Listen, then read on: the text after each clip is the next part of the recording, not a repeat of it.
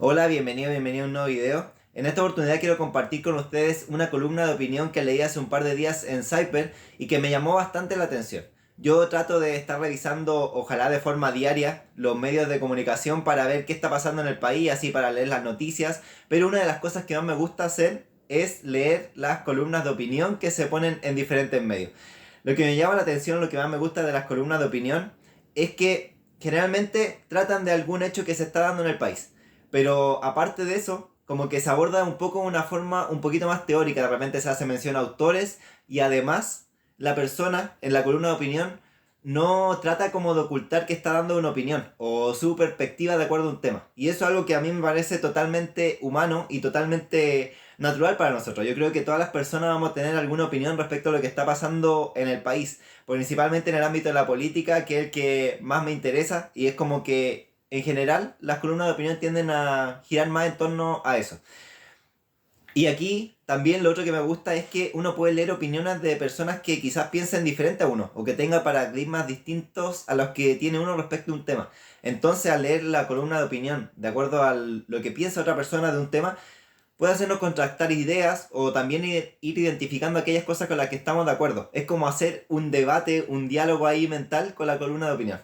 Eso para mí me parece algo muy nutritivo para, primero, para afirmar las propias posturas o para definir mejor las propias posturas o incluso para poder cuestionarlas, porque en base a una opinión fundada de otra persona, podríamos entrar a cuestionar ciertas cosas que nosotros consideramos como dadas. Y yo creo que esa es un ejercicio intelectual de mucha riqueza y que todos ojalá deberíamos llevar a cabo.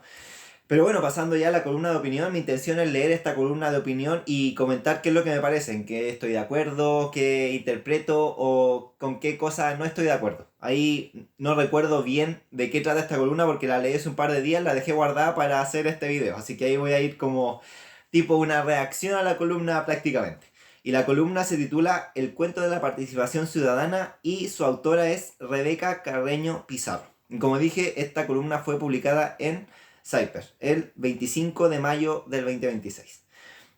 Vamos a comentar, vamos a empezar con la lectura de esta columna que comienza así. El viernes 17 de abril de 2026, un informe de BioBio Chile detalla una crisis en el Servicio Nacional de Migraciones caracterizada por más de 19.000 solicitudes de acceso a la información sin respuesta y multas inejecutables contra la exdirección. Este caso evidencia una inoperancia en los mecanismos de participación y control ciudadano, donde la parálisis administrativa y la falta de sanciones efectivas transforman la fiscalización a través de la participación ciudadana en un ejercicio meramente formal, dando indicios de la irrelevancia que la administración le asigna a la voz ciudadana. Este escenario no solo revela deficiencias operativas o una gestión deficiente, expone una realidad más cruda, una burocracia que se sabe superior al ciudadano y que, al no temer a sanciones, ignora con total impunidad el ejercicio de derechos fundamentales.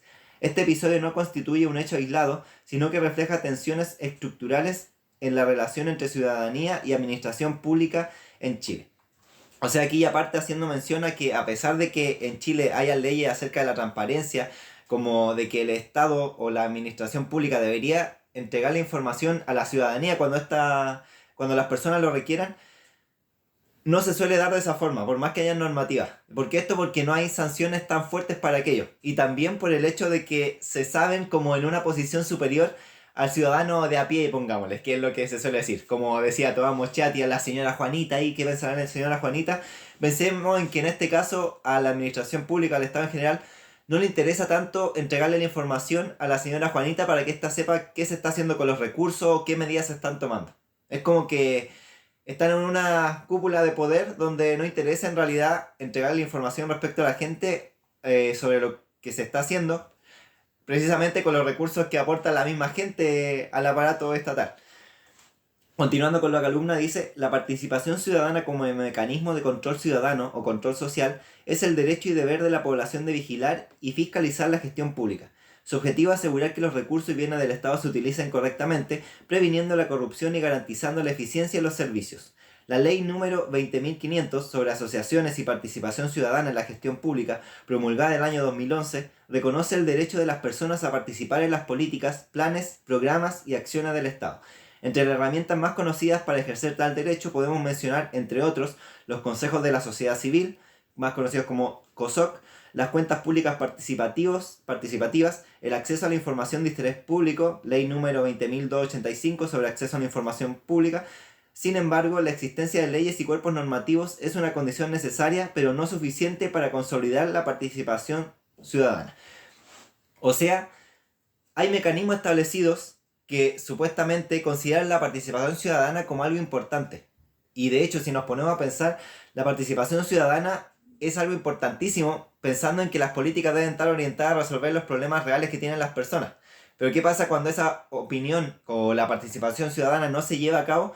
En realidad se estipulan políticas que muchas veces no van a estar relacionadas con problemas específicos.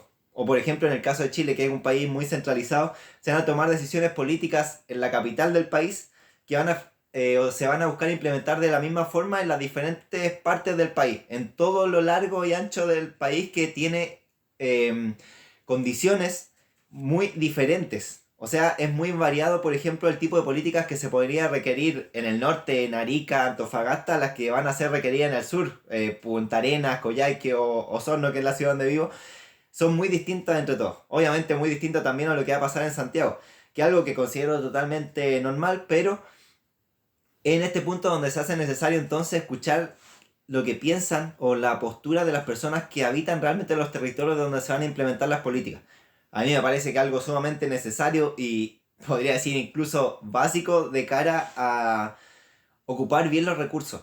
Y también está el hecho de que las mismas personas deben saber qué se está haciendo con los recursos que tiene el Estado. Que como dije anteriormente, los recursos del Estado vienen precisamente de las personas ya sean como empresarios, personas que trabajan. A todos nos cobran impuestos de alguna u otra forma por trabajar, por comprar un producto, por ir a comprar un dulce, uno ya está pagando algún tipo de impuesto. Por lo tanto, las decisiones que se toman con esos recursos son decisiones a las cuales nosotros deberíamos tener acceso y también cierta influencia en la forma en que se toman esas decisiones. Que se escuche la opinión de las personas, que son quienes finalmente en el fondo están financiando al Estado. No hay que perder de vista ese hecho. Es decir, o sea, los estados o la administración pública son prácticamente empleados de la ciudadanía, de las personas que habitan el país. Pero las personas que están en esos puestos de poder pareciera que tienden a desentenderse de esto y hacen como abuso de la posición de poder donde se encuentran. Se olvidan que en realidad en esa posición deberían trabajar para la gente y no que la gente es como unos súbditos prácticamente de ellos. Vamos continuando con la columna que dice: aún existen barreras que limitan una real participación. La desconfianza en la institucionalidad pública, a la que se percibe capturada por la corrupción, la sensación de la ciudadanía de no ser escuchada y considerada, la inexistencia por parte de la autoridad de ceder algo de poder a la ciudadanía a través de procesos participativos, la interpretación de los funcionarios públicos de la participación como una mayor carga laboral, los gastos que involucra la participación, la incorporación de tecnología a procesos participativos que anulan o limitan la participación en ellos de personas mayores y la baja formación cívica y técnica para que la participación ciudadana sea una propuesta viable.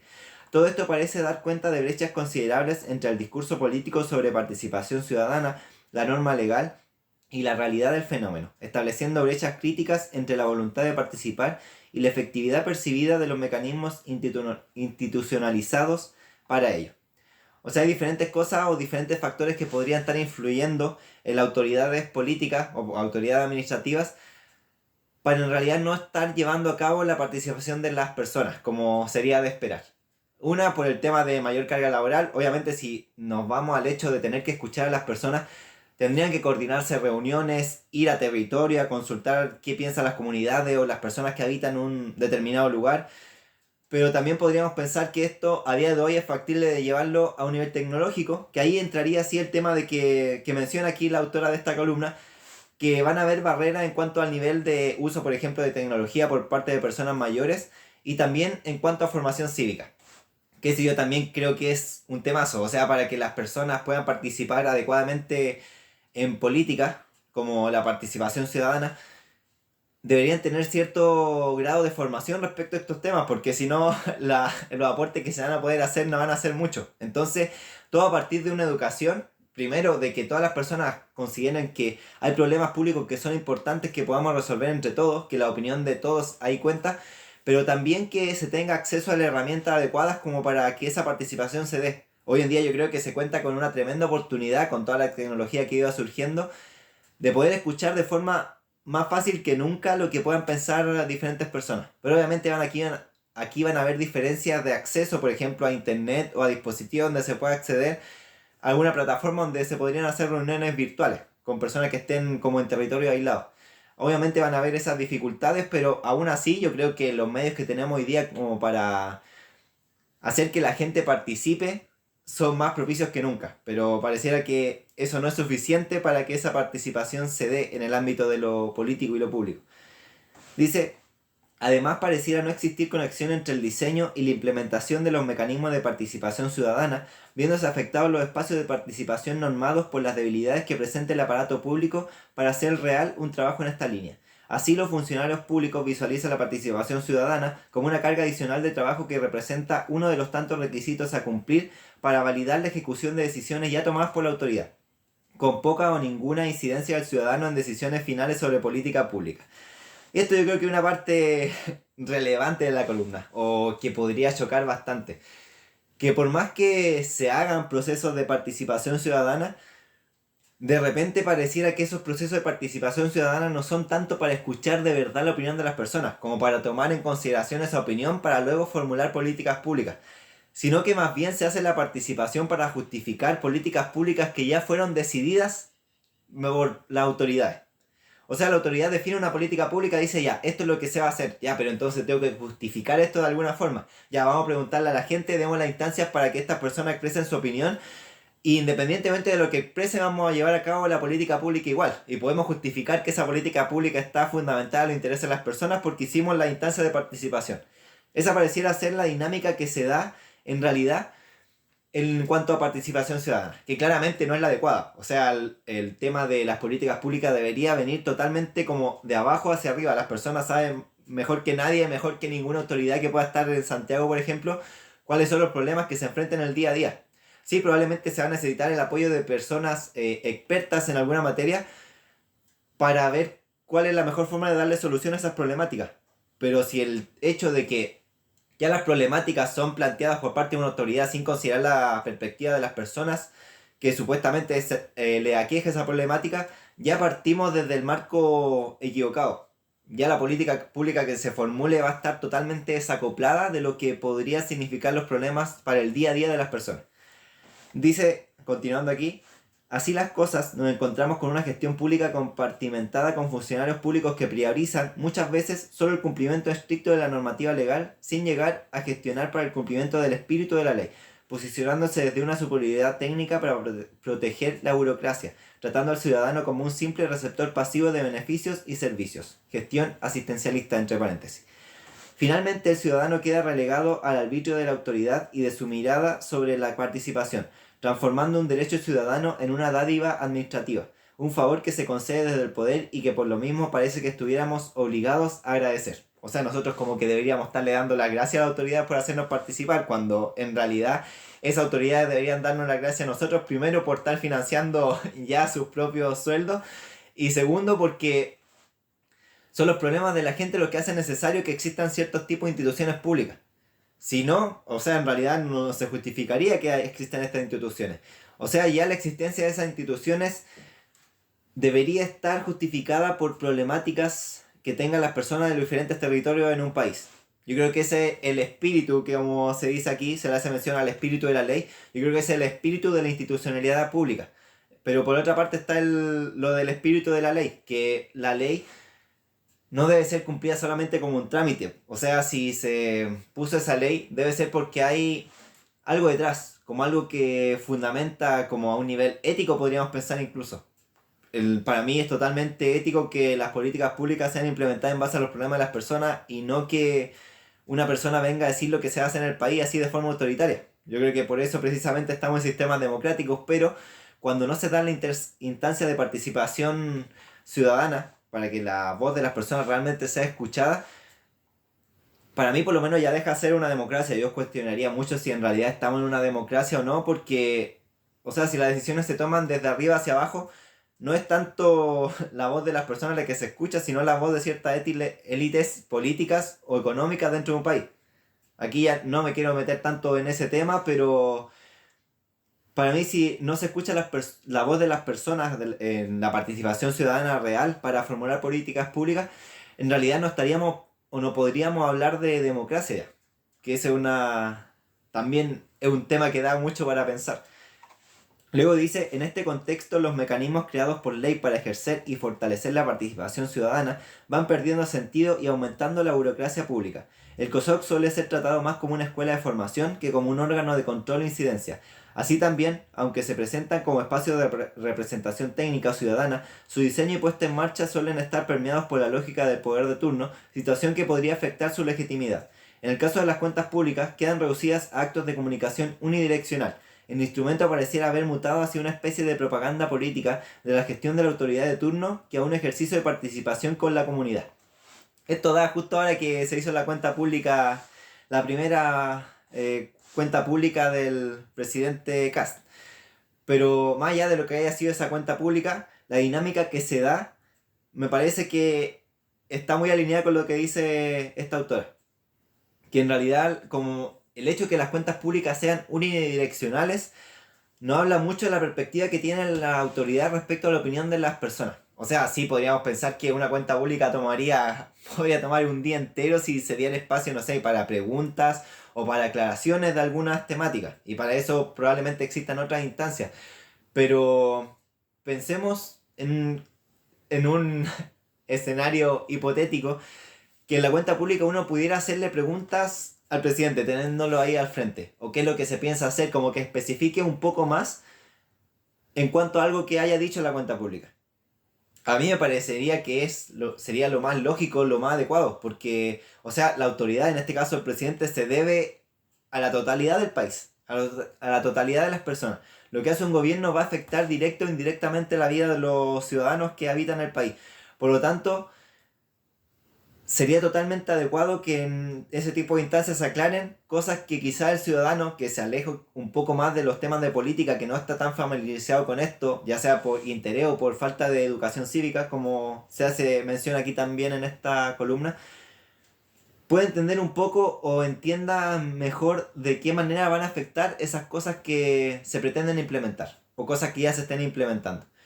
Es al final como una instancia para que las personas puedan fiscalizar lo que se está haciendo. Ese en realidad debería ser el espíritu de una cuenta pública, pero en realidad el espíritu real que toman las cuentas públicas es más bien, como dice aquí, como de propaganda, de generar una opinión pública favorable hacia el gobierno y no de debatir temas más específicos o reales que se buscarían resolver a través de las políticas que se quieren implementar. Dice, el acceso a la información de interés público en transparencia activa se publica en formatos difíciles de entender para el ciudadano promedio, lo que genera una barrera de acceso real. La información muchas veces se encuentra incompleta, desfasada o incluso desactualizada. El cumplimiento suele ser formal, subir el documento, pero no siempre asegura que la información sea útil para el control. El derecho de acceso a la información pública pareciera priorizar principalmente una visión formal legalista asociada al cumplimiento de plazos legales de respuesta, más que entregar información que cumpla lo requerido por el ciudadano o el utilizar el mecanismo como una herramienta que permita mejoras en la gestión interna que permita vincular al ciudadano con la administración. Aquí da un poco de vuelta en lo mismo de antes, en realidad.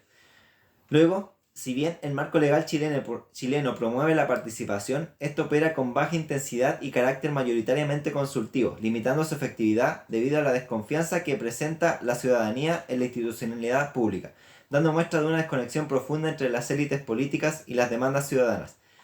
El estudio Los determinantes de la confianza en las instituciones públicas de Chile, 2024, señala que el 83,7% de los chilenos cree que el país se gobierna para beneficio de unos pocos grupos poderosos.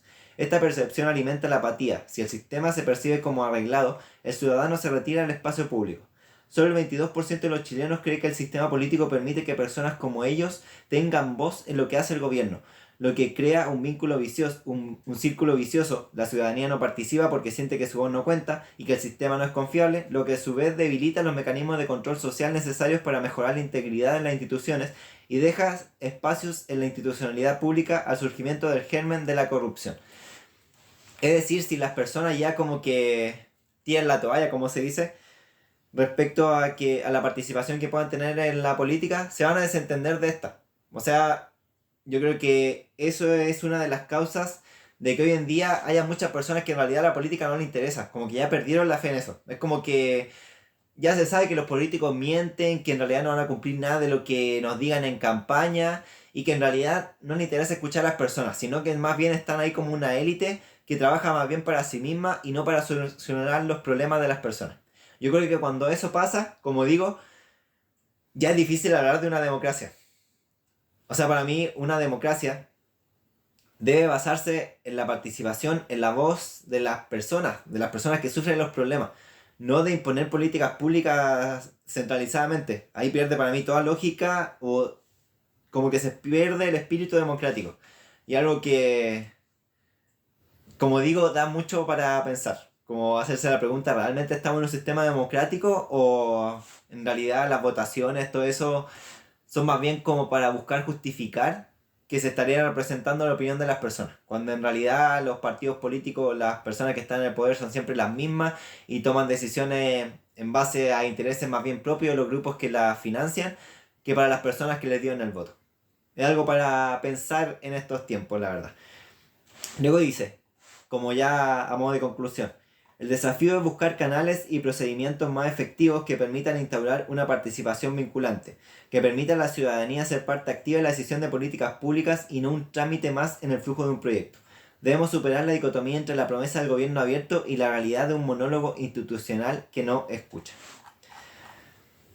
Eso es la columna. A mí me pareció bastante interesante, siento que refleja muy bien lo que se da en política en estos tiempos y como digo, nosotros como ciudadanos deberíamos exigir más a las autoridades de que sea de verdad escuchar la voz de las personas.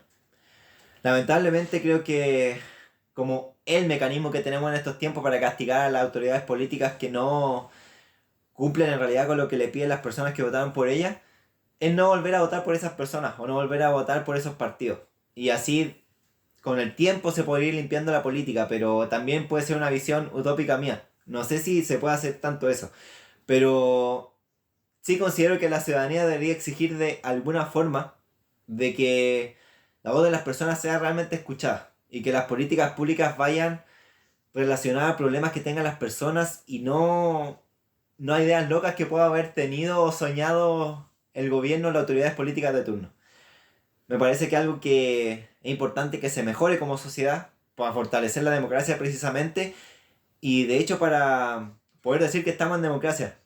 Porque en un ambiente así, cuando en realidad la opinión de las personas no es escuchada, se da el espacio para que surjan gobiernos autoritarios porque en realidad uno no vería mucho la diferencia. O sea, ya, hoy en día se supone que estamos en democracia, pero es una élite la que fija las políticas públicas. En el otro caso, un gobierno autoritario sería una persona la que fija esas políticas públicas.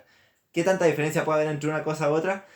Si la política pública no está orientada o no está relacionada con los problemas reales de las personas, se puede dar ese pensamiento y que a través de precisamente votaciones populares se lleguen a gobiernos autoritarios, que después es muy difícil sacarlo del poder. O sea, el hecho de que la gente sea escuchada, de que haya real participación ciudadana, en el fondo es una condición necesaria para que la democracia pueda perdurar en el tiempo. Y es por eso que debiéramos darle tanta importancia y también los políticos, políticas, le den la importancia a esto. Porque si no, o sea, no se sabe si a futuro podamos caer en gobiernos autoritarios como ha sido la experiencia ya de otros países o de nuestro mismo país en tiempos pasados.